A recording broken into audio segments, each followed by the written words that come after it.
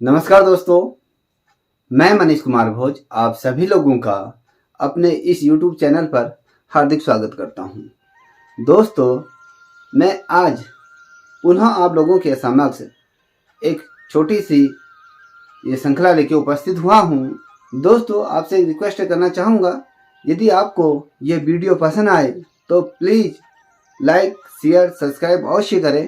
साथ ही अपना सुझाव कमेंट सेक्शन में अवश्य दें। ये नहीं कि आपने वीडियो देखी, आपने सुझाव नहीं दिया। दोस्तों, अवश्य ही अपना सुझाव यहाँ पर साझा करें। आइए शुरुआत करते हैं। आज की जो श्रृंखला है, जो आज का जो हमारा टॉपिक रहने वाला है, वह है उत्तराखंड कला, संस्कृति और उसके लोक नृत्यों के बारे में बात करेंगे। देखिए, जैसे कि आप सभी को ज्ञात है, उत्तराखंड जो हमारा प्यारा सा राज्य है, इसकी जो भौगोलिक परिस्थितियां हैं, ये अन्य राज्यों की अपेक्षा यहाँ पर यह सघन है, क्योंकि ये राज्य पर्वतीय राज्य होने के कारण ये अपनी खूबसूरती के लिए, अपने मौसम के लिए, अपने जो यहाँ पर प्रकृति पर्यावरण है, उनके लिए ये विश्व भर में विख्यात है। ये आप सभी लोग जानते होंगे। और इसकी जो खूबसूरती है, ये इसके कला और संस्कृति की झलक ये प्रस्तुत करती है। और दोस्तों, यदि मैं बात कहूँ आप लोगों से, जो इसको एक वृहद आकार मिलता है, जो हम कहते हैं कि उत्तराखंड बहुत ही सुंदर राज्य है, ये यहाँ की लोक कला, संस्कृति, ये लोक नृत्य, इसके बिना ये जो उत्तराखंड की जो हम कल्पना करते हैं वो अधूरा है। बिना इन चीज़ों से कहीं ना कहीं इस राज्य का अस्तित्व है ही नहीं, या कहीं अस्तित्व विहीन हो जाएगा यदि ये चीज़ें इस राज्य के अंतर्गत ना रहें। जैसे आपको पता है कि हमारा उत्तराखंड देवभूमि के रूप में भी जाना जाता है। देखिए, यहाँ पर दो मंडलों को इसमें विभाजित किया गया है। एक और मानस खंड है और केदार खंड है, जिसे हम कुमाऊं और गढ़वाल के रूप में जानते हैं। ये अपनी विविधता को लेके इतना खूबसूरत है। जो इसकी विविधता है दोस्तों, ये इसकी कला और संस्कृति और काष्ठकला और लोक नृत्य, और यदि हम कहें यहाँ की जो शिल्प है, ये इसकी एक छटा बिखेरती है। अगर मैं बात करूं उत्तराखंड की कला की, तो कला के क्षेत्र में उत्तराखंड विश्व विख्यात ही नहीं, अपितु अग्रणी है।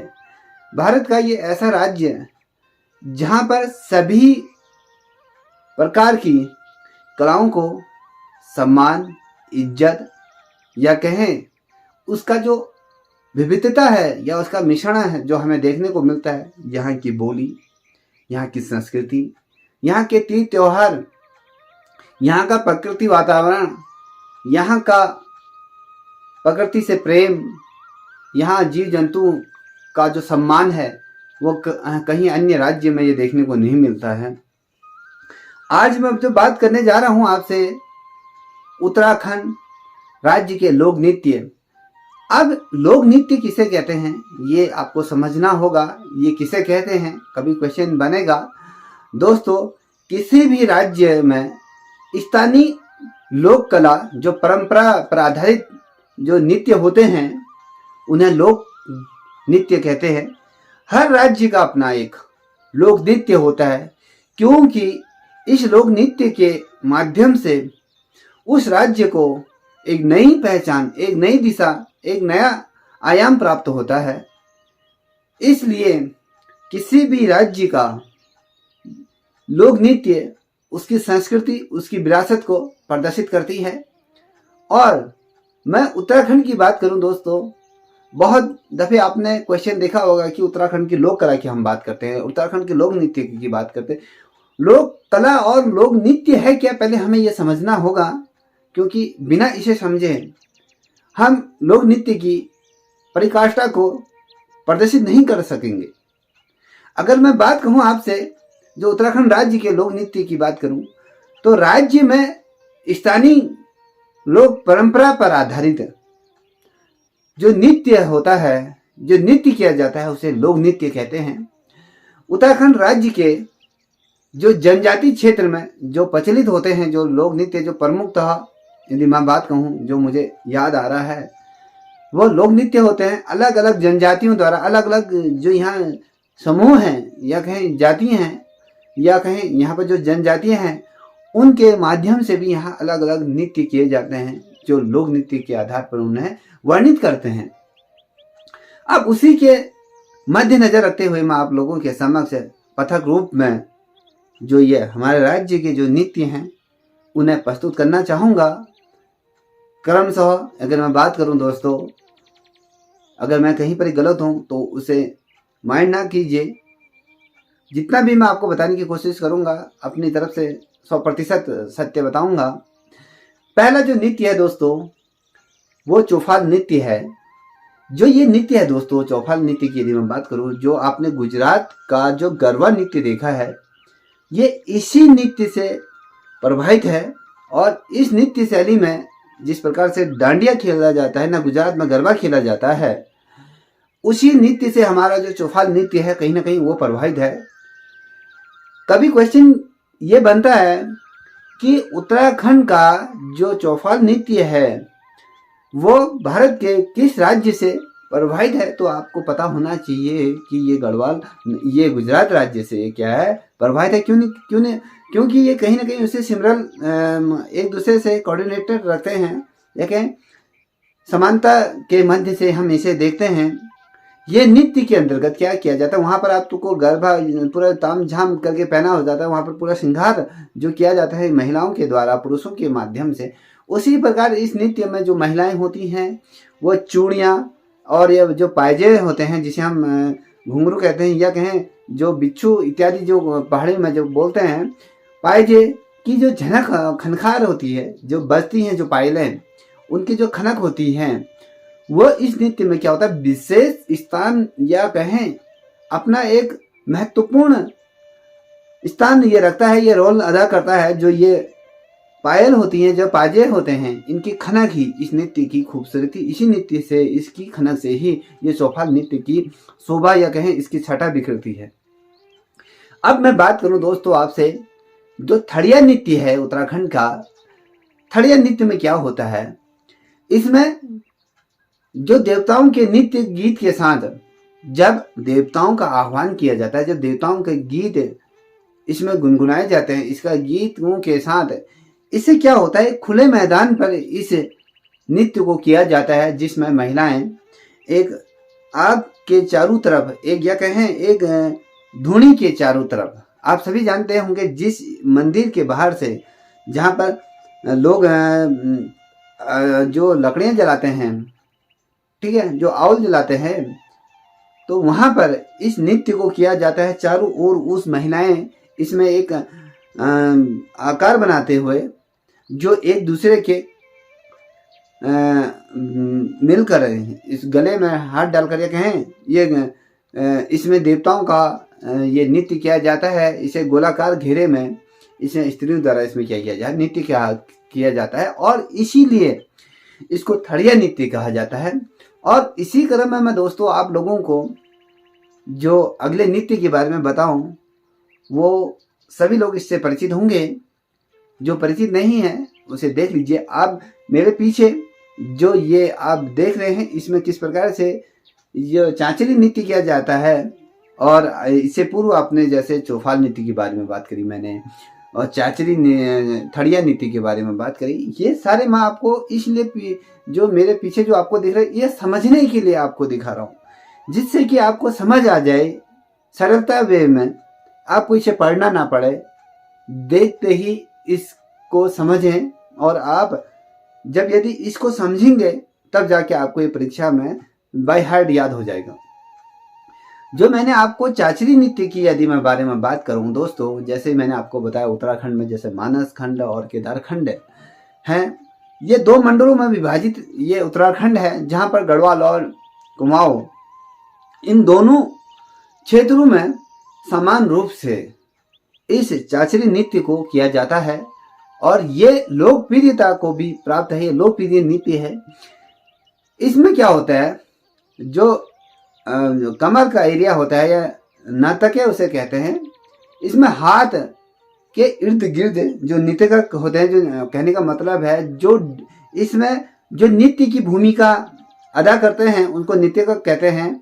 वो क्या करते हैं, एक दूसरे का हाथ और कमर के इर्द गिर्द उनके हाथ होते हैं और उस वे में ये डांस करते हैं। जैसे कि आपने देखा होगा जब शादी ब्याह में ये शास्त्रीय नृत्य भी किया जाता है, स्त्रियों द्वारा गोल घेरा एक दूसरे के कमर पे हाथ या गले में हाथ रख के इस नृत्य को किया जाता है। तो जो ये नृत्य है इसे शास्त्रीय नृत्य कहा जाता है। अब बोडो नृत्य की यदि हम बात करें, ये नृत्य है दोस्तों, जैसे कि आप देखते होंगे पंजाब में जो भांगड़ा की तरह ये नृत्य होता है। इसमें बस सिमरल क्या चीज़ है, तो इसमें जो अलग, जो अगर मैं बात करूँ दोनों एक सेम है, मगर इसमें जो अलग है, जो इसको चीज़ को अलग करती है, इसमें शिव भगवान की नृत्य के रूप में या कहें उसकी भक्ति के रूप में इसको प्रदर्शित किया जाता है। जैसे शिव तांडव किया जाता है, भांगड़ा किया जाता है, उसी के जैसे इस नृत्य को शिव की भक्ति के रूप में आह्वान किया जाता है या इसके रूप को प्रदर्शित किया जाता है इस नृत्य के माध्यम से।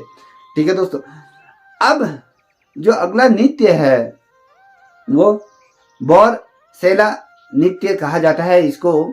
इस नृत्य के अंतर्गत क्या होता है दोस्तों, इसमें क्या होता है, देवर और भाभी के जो बीच का जो प्रेम होता है उस प्रेम पर यह आधारित है, ये नृत्य होता है।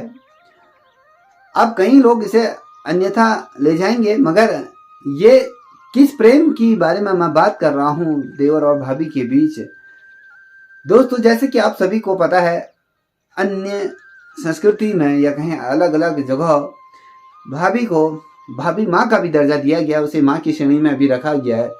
इन दोनों के बीच का जो प्रेम है, जो प्रेम प्रसंग होता है, वो प्रेम प्रसंग को इस में जो गीतमय नृत्य इसमें किया जाता है, बहुत ही खूबसूरत नृत्य होता है।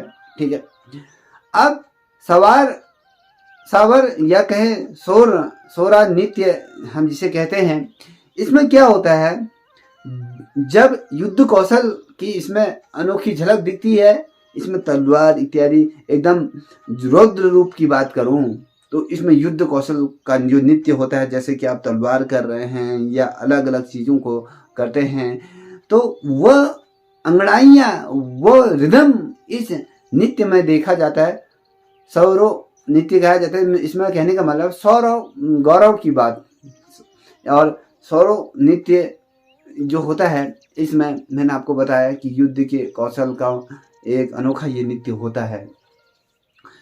ये इंडिया कोट क्षेत्र का ये प्रसिद्ध नृत्य है दोस्तों, क्योंकि इस नृत्य से हमें ये पता चलता है कि शूरवीरता किस प्रकार से होती है। ये इस नृत्य के माध्यम से नृत्यक द्वारा इसे प्रस्तुत किया जाता है।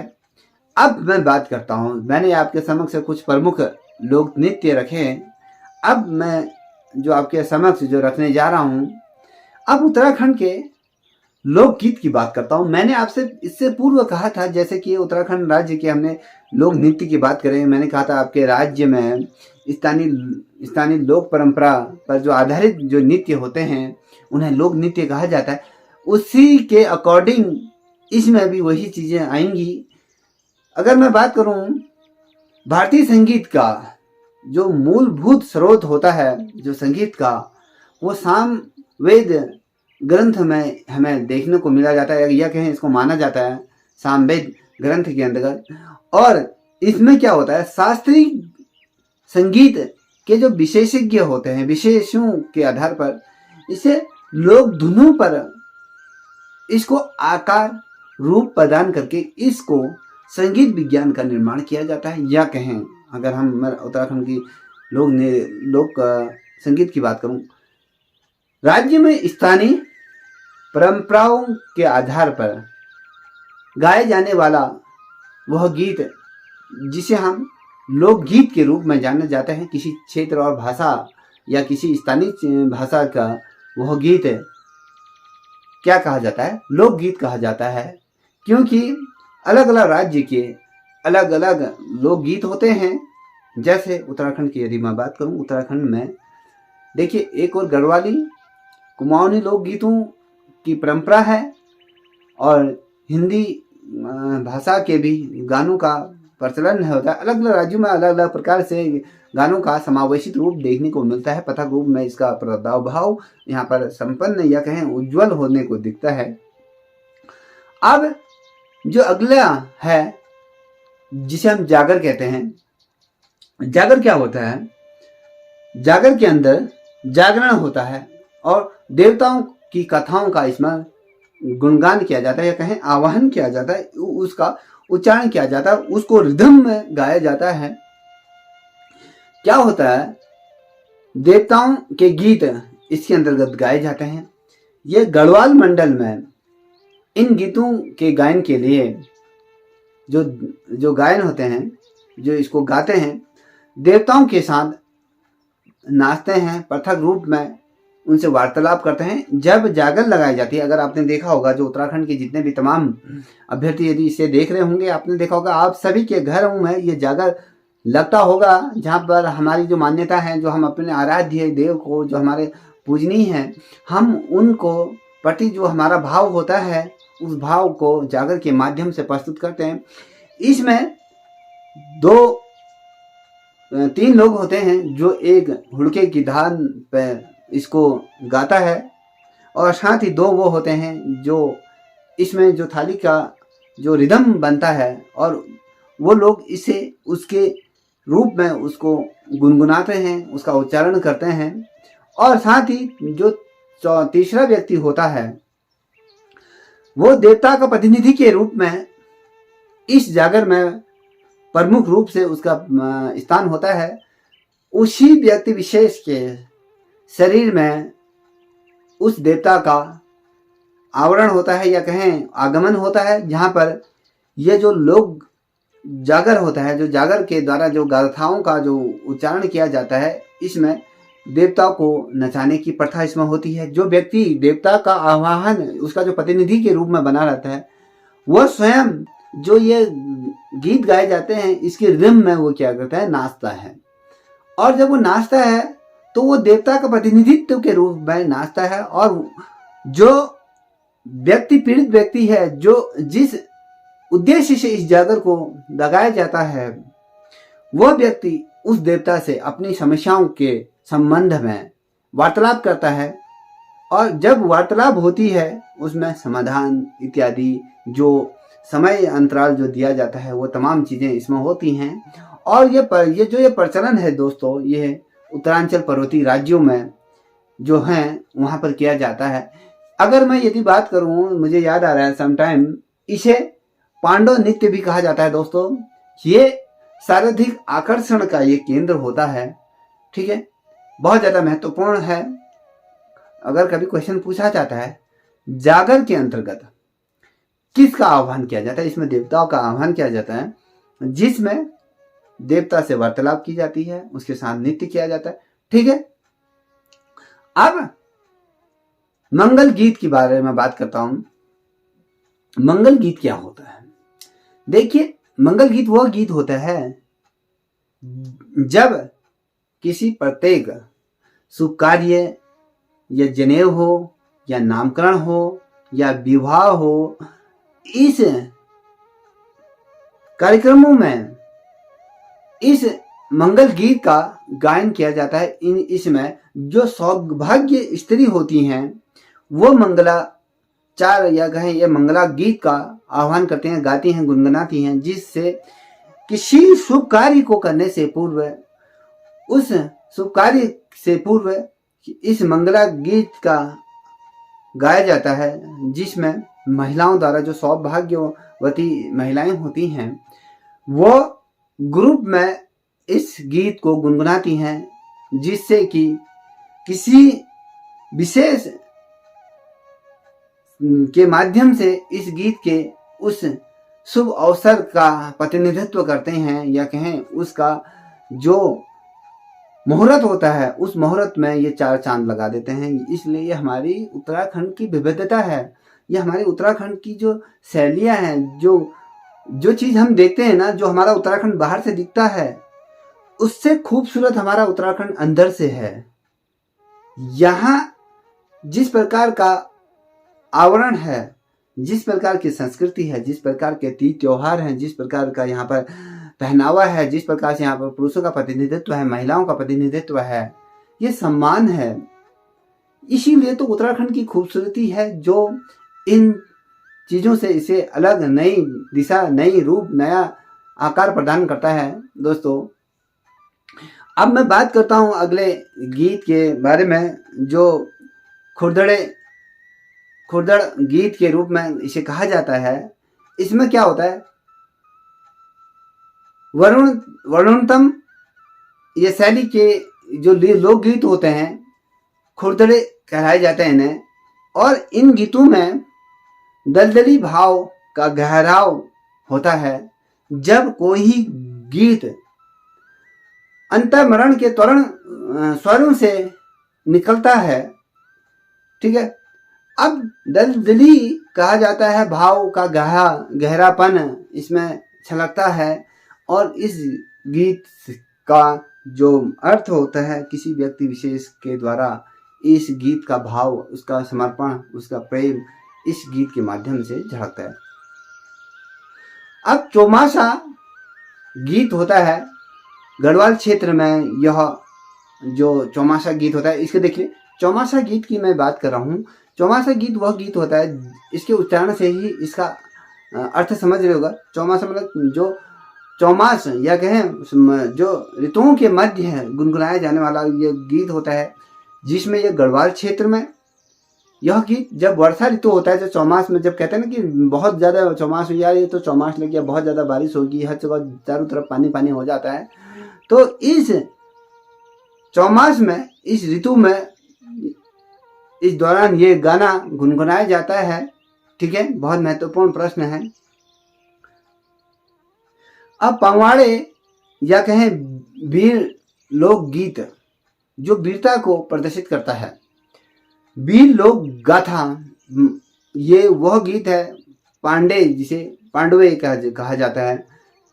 ये गढ़वाली साहित्य के मौखिक जो महाकाव्य हैं या महाखंड हैं, इनमें जो गढ़वाली वीरों को का जो गुणगान होता है, इसके अंतर्गत किया जाता है। जैसे कि मैं आपको बताऊं, यदि मैं जहाँ तक सत्य हूँ, जैसे आपको पता है कि हमारे उत्तराखंड में विभिन्न जो राजाओं का शासनकाल रहा, कतिरी शासकों की, पल्लव पवार वंश की बात करूँ या कुलिंद की बात करूँ या चंद वंश की बात करूँ, तमाम राजाओं का उत्तराखंड में क्या हुआ, शासन हुआ।